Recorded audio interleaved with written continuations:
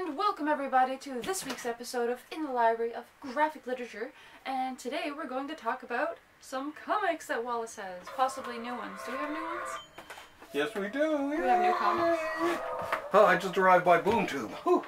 And boy, are my arms tired. I didn't welcome you to the show.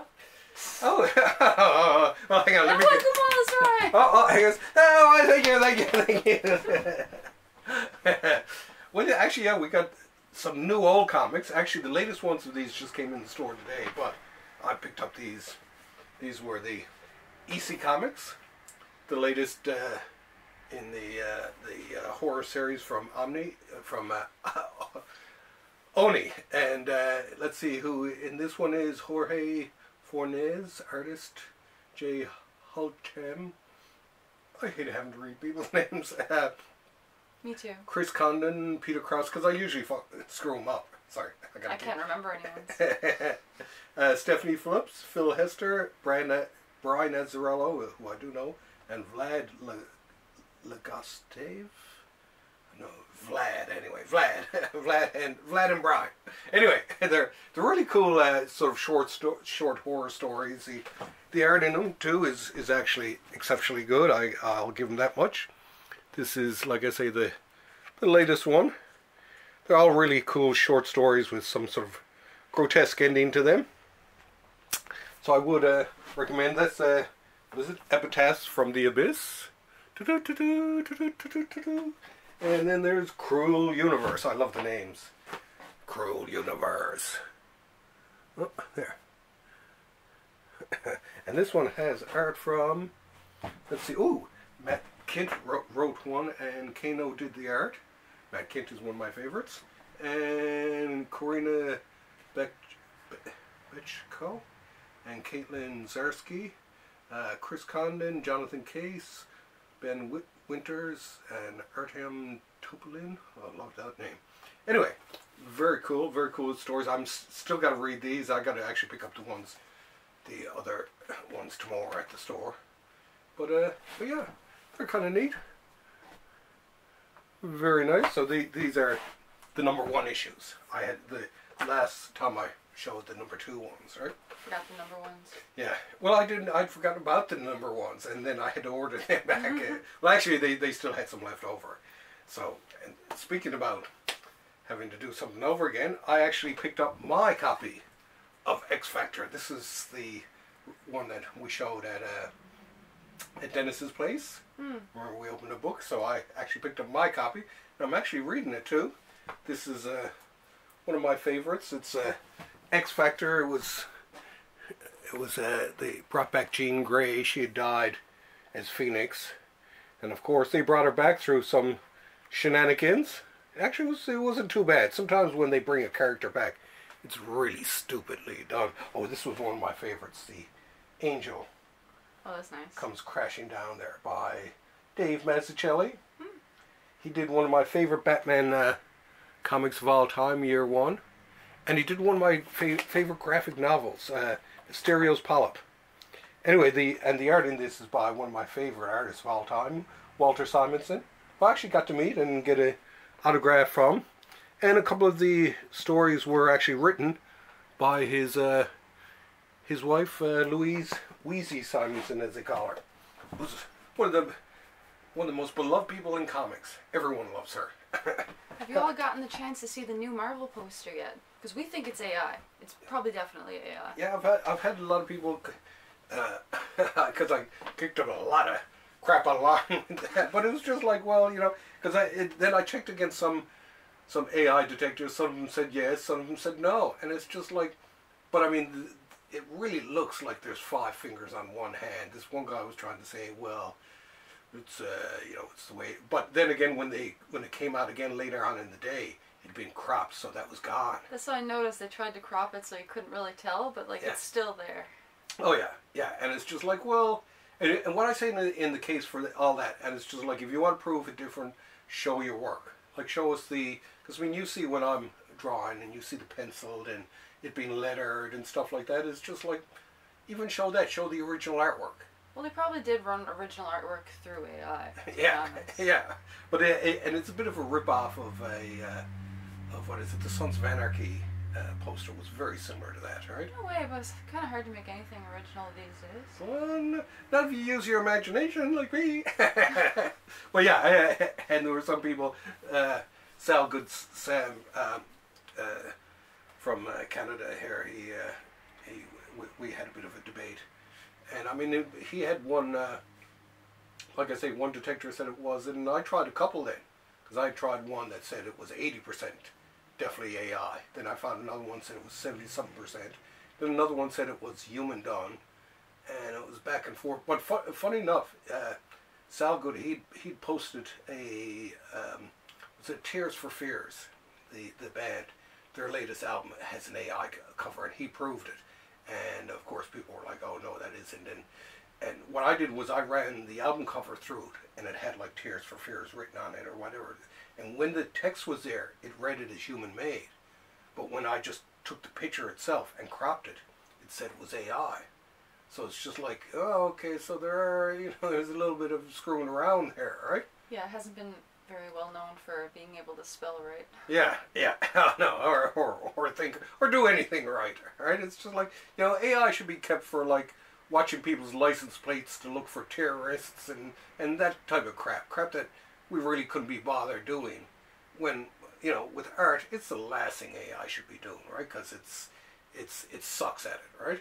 Because it's producing ideas by people who have been suggesting these ideas to their artist friends like me.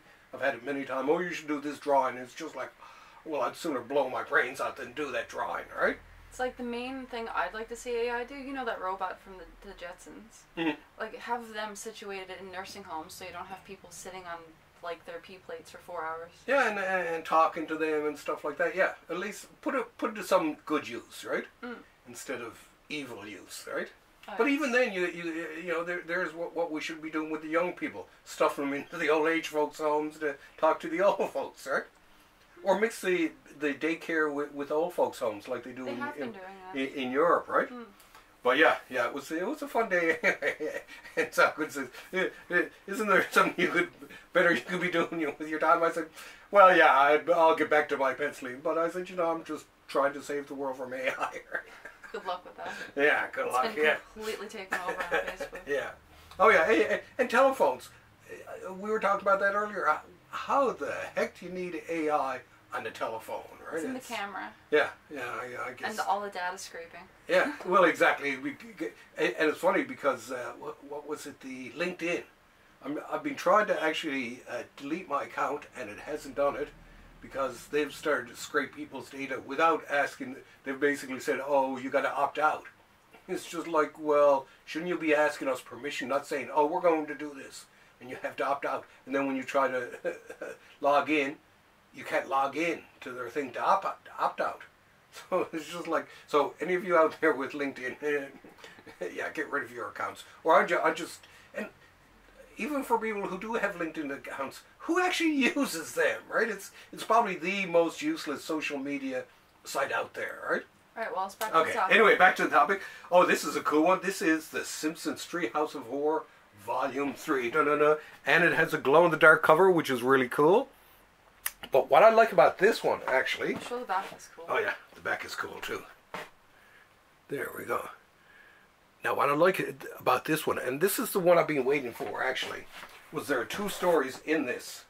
Love the slipcases. There's 2 stories in this that are parodies of other comics.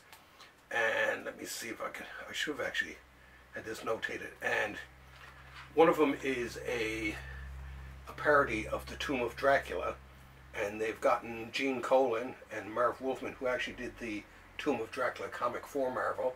They've gotten them, the actual artists who they're making fun of, to do the parody, which is just amazing. And this guy Gene Colan, I mean, he always did do great horror and superhero stuff, but he also did Howard the Duck, which is kind of funny. But this one, when I heard about this, someone mentioned it to me. Oh, you got to see it.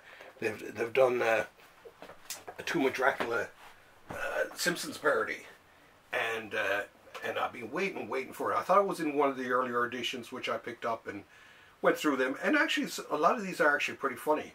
But besides that, there's also, let me see, there's also a, come on. There was a, I think it's later on in here, actually. Oh yeah, here we go. And this, once again, it's a parody of Swamp Thing. And the great thing about this is that they got Bernie Wrightson and Len Wein, the people who did the original Swamp Thing, to do the parody, right? Interesting. And so it's, I think it is Homer as Swamp Thing, right? It looks like, right? But I mean, this is what makes it so good, the fact that they could do it so well like that, right? It's called the Squish Thing. And the Squish Thing, yeah, the squishy thing. Oh yeah, Homer is the squish thing, yeah. So I mean, when I seen that it was the original team too doing the parody, it was just like, oh, that is too cool. I got it. And I've read some of the other ones in this volume, and they are actually very funny. It's just like for Treehouse of Horror, they're really cool. Oh, and here we go. This is the other cool thing, is that if we turned off the lights now, the cover is glow in the dark, which I think is very, very cool. Very cool. Yes. And actually, we got a few books here this week. We have yet another edition of Den. Jazz Hands. Now, with this Den, I'd seen the first 2 volumes I'd read. This is the first of the 5, I think it's 5 volumes coming out that I haven't read. So I've started to read it, and it's kind of strange and all that, but Den was always kind of strange. But what I like about this is that Jose Villarrubia did a lot of the art restoration and colors, and he'd worked with Corben himself, but his restorations of the colors are absolutely fabulous. Especially the first 2 volumes, which I've seen originally and still have in comic book form.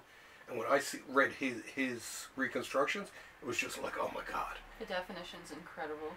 Yeah, and he's managed to restore it to absolute perfection. And of course, there's lots of nudity in this one. I don't know if in the first two ones, because even looking through, I can't seem to see Den's wang hanging out, because the first 2 ones he's running around, his wang is flopping around left, right, and center, and everything like that. Which even as kids, me and my friend Jerry, we used to laugh at it and say, thank God, because you're used to, nudity involving women and breasts and vaginas left, right, and center. But the men would always be covered up. And here Den came out, and here he was flopping it all over the place, right? Now this is something, I haven't read this before, but this is by one of my favorite artists, Rich Corben. And this is called Elise and the New Partisans. And this is apparently it's based on true stories. It's inspired by the true story of singer-songwriter and activist Dominique Grange. Elise and the New Partisans is an exhilarating first-person account of the spirited social movement that rocked France from the 50s to the 70s. And I like his art. There's just something about his art that's very, very cool, right? It's very different from North American art, but I love his art. His drawings are wonderful, and all his other comics are fabulous. His most famous comic is one, Mem Ici, You Are Here, and it's brilliantly written. I can't remember if he wrote that himself, but Jacques has a very, and this is all, I like this too, this is all black and white. Well, black and white and gray, I guess. So, which of course, I always like a bit of black and white and gray. Now, I haven't read this one yet, and that's why I was reading from the back. Why am I not surprised you found that book where you found it? But I actually ordered this in. No, I actually did order it, rather than some which I do pick up off the shelf. This one I did pre-order, because as soon as I seen Tardi, I got to have everything by him. Good, bad, or possibly indifferent. Now the last book here today, this is something called the Devil's Cut Exclusive Edition. My only complaint about this is that it's a glued spine rather than a sewn spine. But it's only a tiny little thing anyway. But what this is a bunch of artists and writers who got together, including Scott Snyder, James Tynion, Tula Lotte, Mirka Andolfo, Jock, Becky Cloonan, Brian Azzarello, who we talked about there earlier, Mark Bernardine, Elsie Chartier, Lee Corbett, Garbett, Joelle Jones, Stephanie Phillips, who we actually mentioned earlier on in the EC ones, actually, Ram V, and a bunch of other people.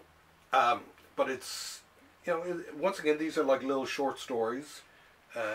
Some of them are kind of not horror related, just bizarre little stories.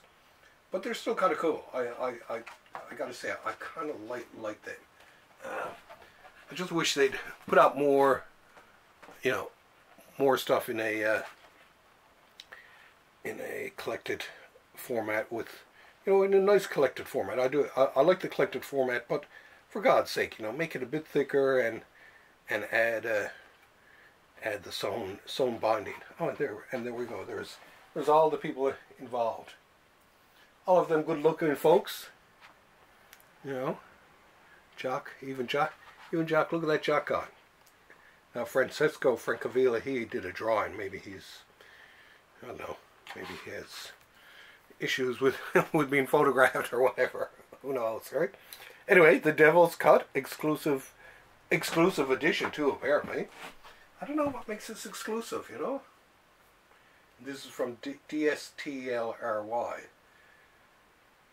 I don't know what that means. Oh, it's a 2024 Eisner nominee.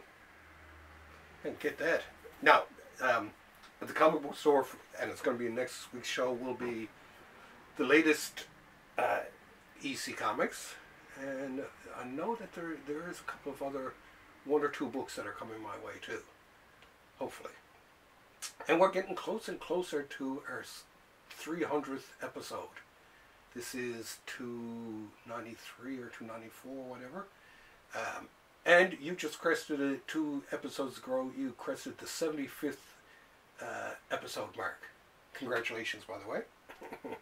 And the cats are doing fine. I guess we got to give an update on the cats. Little Rhea, her eye has healed nicely, although she's a bit derpy looking. Yeah, she's still a little bit cross-eyed, but we love her despite it. She actually looks so cute the way she stares at you, slightly cross-eyed, but and she's a bit of a devil herself, isn't she? She gives our other black cat a run for his money, right? We always thought, oh, she's Loki's going to be really hard on her and all that, until I seen her like jump right onto Loki's face one time. And he flipped out and ran the other way. You know, cat 2 or 3 times her size, right? Oh yes, fearless. But she's brought a little bit of excitement to the old library here, right? Of course, she's not allowed in the library because she likes to chase paper things and all that. Even when I'm reading a book, she comes in, she looks up at the book that I'm reading, and it's just like, get the hell away, right? I'm serious. I got this feeling she's gonna jump right on top of the book, right?